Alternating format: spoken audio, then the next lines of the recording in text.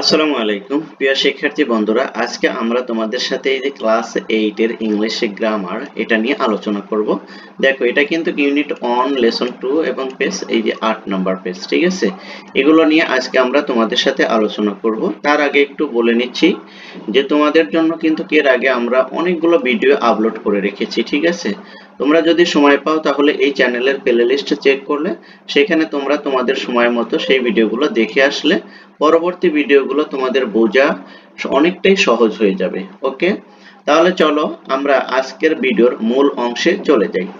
এর আগে তোমাদেরকে আমি বলছি সেটা হলো যে এখন আমরা যেভাবে আলোচনা করছি এইভাবে কিন্তু তোমাদের পরীক্ষায় আসবে না। এটা হলো তোমাদের একদম গ্রামার বেসিক যে আলোচনা, সেই আলোচনাগুলো কিন্তু তোমাদের সাথে শেয়ার করছি। তোমরা যখন মডেল কোশ্চেন করবে তখন কিন্তু এগুলোর বেনিফিটেড তোমরা পাবে। এখন যদি তোমরা যদি বেসিক ফরম্যাটটা যদি জেনে রাখতে পারো, এতে করে তোমাদের লাভ হবে কখন জানো? যখন তোমরা মডেল কোশ্চেন করতে যাবে, ফিল ইন দ্য গ্যাপ করতে যাবে, তখন কিন্তু তোমরা এর একটা উপকারিতা তোমরা খুঁজে পাবে। এখন তোমাদেরকে আমরা দেখাচ্ছি, বেসিক ইনফরমেশনটা দিচ্ছি, বেসিক ভাবে শেখাচ্ছি, এইটাই তোমাদের কাজে দিবে। কোথায়? ফিল ইন দ্য গ্যাপে গিয়ে তখন কাজে দিবে। তাহলে দেখো, এখান থেকে একটু আমরা আলোচনা করার চেষ্টা করব। তোমরা একটু খেয়াল করো যে আসলে এগুলো কিভাবে ফাংশন করে সেন্টেন্সের ভিতরে, ফিল ইন দ্য গ্যাপে এগুলো কিভাবে ফরম্যাট চেঞ্জ করে, সে সব কিছু নিয়ে কিন্তু আমরা আলোচনা করব ধারাবাহিকভাবে এই ভিডিওগুলোতে। তাই তোমাদেরকে অবশ্যই আমরা বলবো, তোমরা যারা আজকে নতুন আমার এই চ্যানেলে অংশগ্রহণ করেছো বা জয়েন করেছো, তাদেরকে বলবো যে চ্যানেলটা সাবস্ক্রাইব করে পাশে থাকবে। আর ভিডিওগুলো যদি ভালো লাগে তাহলে অবশ্যই লাইক কমেন্ট শেয়ার করে দিয়ে তোমার ফ্রেন্ড সার্কেলকেও দেখার সুযোগ করে দেবে। আর একটা কথা যেটা না বললেই নয়, সেটা হলো যে তোমরা কোথায় বুঝতে পারো না তো অবশ্যই কমেন্ট সেকশনে জানাবে, ঠিক আছে? তাহলে আমরা বুঝতে পারবো যে এই জায়গা তোমরা বুঝতে পারছো না, সেটার জন্য আমরা পুনরায় রিপিট ভিডিও তৈরি করার যদি জরুরি হয় তাহলে সেটাও আমরা তোমাদের জন্য করে দেব। ওকে, এবার দেখো, ডিসকাস দ্য কোশ্চেন বিলো, নিচের এই কোশ্চেন গুলোর কি করো, ডিসকাস করো। দেখো একে কি বলছে, এতে বলছে what type of noun is Bubbly in the story. এই স্টোরিতে বুবলি কোন ধরনের নাউন? ওকে, বুবলিটা কোন ধরনের নাউন সেটা বলছে। তারপরে দেখো এখানে বলছে বি নাম্বারে বলছে what type of noun is dogs, deer, তারপরে কি বিয়ার, তারপরে কি এলিফ্যান্ট। এগুলো কোন ধরনের নাউন? ঠিক আছে, এটাকেও তোমাকে জিজ্ঞাসা করছে যে এগুলো কোন ধরনের নাউন। তারপর দেখো সিতে বলছে what type of noun is pride, তারপরে হাঙ্গার, তারপরে দেখো উইকনেস। এগুলো কোন ধরনের নাউন? ঠিক আছে, এগুলো তোমাকে কি করছে? আইডেন্টিফাই করতে বলছে। দেখো এগুলোই আমরা এই যে এখানে সুন্দর করে আলোচনা করব, আলোচনা থেকেই তোমরা বুঝতে পারবে যে কোনটা কোন নাউন হতে পারে। ওকে, যদিও আমি এগুলো তোমাদেরকে আগে বলে দিতাম, কিন্তু এই আলোচনার স্বার্থে তোমাদেরকে এখান থেকে খুঁজে খুঁজে বের করে তারপর তোমাদেরকে আমরা বলে দেব। ওকে, দেখো রিড দ্য সেকশন বিলো, নিচের এই সেকশনটি কি করবে? পড়বে। To know more about different type of nouns. আর তোমরা তাহলে কি জানতে পারবে? বিভিন্ন ধরনের যে নাউন গুলো আছে সেগুলো সম্পর্কে তোমরা সাম্যক একটা ধারণা পেয়ে যাবে। তাহলে দেখো এই যে কমন নাউন, এখানে এটা একটু খেয়াল করো যে এখানে আমরা যেটা দেখছি সেটা কি? Common noun. Okay, this are the general names of people, তারপর প্লেস, থিংস অর আইডিয়া। দেখো কমন নাউনটা কাকে বলে? কমন নাউনটা বলে হয় হলো সেই সকল নামকে, কোনো ব্যক্তির নামকে, প্লেস স্থানের নামকে, থিংস কোনো বস্তুর নামকে, অর আইডিয়া কোনো আইডিয়ার নামকে কি বলে? কমন নাউন বলে। ওকে, তাহলে কমন নাউন সম্পর্কে আমরা জানতে পারি সেটা দেখো। Example writer, city, park, religion. Okay, দেখো এগুলো কিন্তু কি? এগুলো হচ্ছে হলো কমন নাউন, অর্থাৎ যেই জিনিসটা দ্বারা কোনো ব্যক্তির নাম, বস্তুর নাম, জিনিসের নাম, স্থানের নাম বা আইডিয়ার নাম বোঝাবে, তখন সেটা কি হয়ে যাবে? কমন নাউন হয়ে যাবে। এবার দেখো প্রপার নাউনটা একটু খেয়াল করো। প্রপার নাউনটা কাকে বলে সেটা একটু দেখো যে প্রপার নাউনটা কাকে বলে। দেখো this type of noun has to features. দেখো এই নাউনের দুটা ফিচার রয়েছে। কয়টা? দুই ধরনের। একটা হলো ইট নেমস আ স্পেশাল। এটা কি কি? দেখো এখানে দুইটা কোয়ালিফাই রয়েছে, সেটা কি কি দুইটা আইটেম? ইট নেমস আ স্পেসিফিক, যেটা কি করবে? স্পেসিফিক করে বোঝাবে। ইউজুয়ালি সাধারণত আ ওয়ান অফ আ কাইন্ড, একজন একজন করে বোঝাবে। ঠিক আছে, এটা। তারপরে দেখো আইটেম এন্ড, তারপরে দেখো দ্বিতীয় যেটা, it begins with a capital letter, আর যেটা কি করবে, ক্যাপিটাল লেটার দ্বারা বোঝাবে। No matter where it occurs in a sentence. Okay, সেন্টেন্সের সে কোথায় বসেছে বা কোথায় আছে সেটা দেখার বিষয় না, সেটা কোনো কারণ নয়। দেখো এই যে এখানে একটু খেয়াল করো, এক্সাম্পলটা দেখো, রবীন্দ্রনাথ ঠাকুর, দেখো এই যে ঠাকুর, রবীন্দ্রনাথ, ঠিক আছে, এগুলো কি বড় করে লেখছে না, ক্যাপিটাল লেটার দিয়ে লেখছে, তারপর প্যারিস, তারপর ঢাকা, ইসলাম, এগুলো কি বড় করে লিখেছে, তাই না? হ্যাঁ, এ কারণে এটা কিন্তু কি হয়েছে, প্রপার নাউন হয়েছে। তাহলে প্রপার নাউনকে যদি আমরা সাম আপ করি, তাহলে আমরা এখান থেকে বুঝতে পারি যে প্রপার নাউনের ফেসার কয়টা, প্রপার নাউনের ফেসার হচ্ছে দুইটা। একটা হলো স্পেসিফিকলি ভাবে বুঝাবে, একজন একজন ধরে ধরে বুঝাবে, যেমন ইট, কি যেখানে দিছে ইট নেমস আ স্পেসিফিক, যেটা কি usually a one of a kind, একজন একজন বা পালাক্রমে যেটাকে বোঝায় বা একটা আইটেমকে করে করে বোঝাবে, সেটাকে বলা হলো প্রপার নাউন। ওকে, আরেকটা আইটেম প্রপার নাউনের ধরন, সেটা হলো শুরুতে কি থাকবে, ক্যাপিটাল লেটার থাকবে।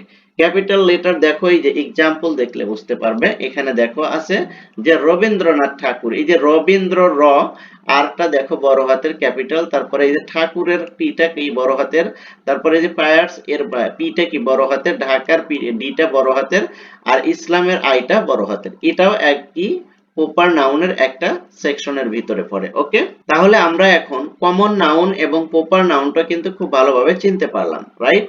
আশা করি তোমরা বিষয়টা বুঝতে পেরেছো।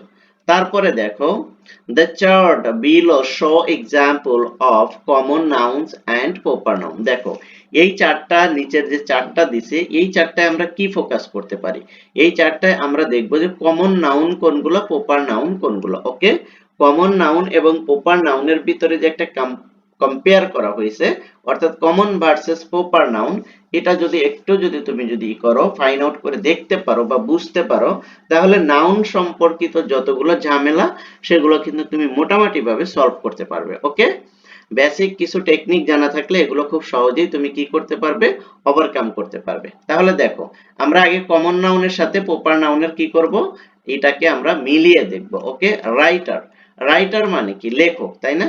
এটাকেই আমরা প্রপার নাউন করতে যাই, দেখো প্রপার নাউন করতে গেলে হুমায়ুন আহমেদ, তাহলে কি একজন রাইটারের স্পেসিফিকলি নাম বলা হচ্ছে।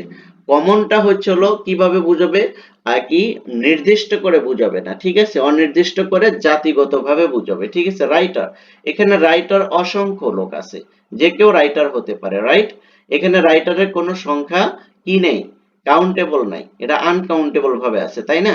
তাহলে দেখো হুমায়ুন আহমেদ যদি বলি, তখন কিন্তু এটা কিন্তু কিসের ক্ষেত্রে আসে, একদম স্পেসিফিকলি ভাবে কিন্তু নির্দিষ্ট করে বোঝানো হচ্ছে যে রাইটারটা কে, হুমায়ুন আহমেদ। বুঝতে পেরেছো? এবার দেখো টিচার, টিচার দেখো টিচারের সকল গ্রুপকে বোঝাচ্ছে, অর্থাৎ টিচার কি অসংখ্য লোক হতে পারে, এটা কি, এটা কিন্তু কোনো নির্দিষ্টতা নাই, নাকি?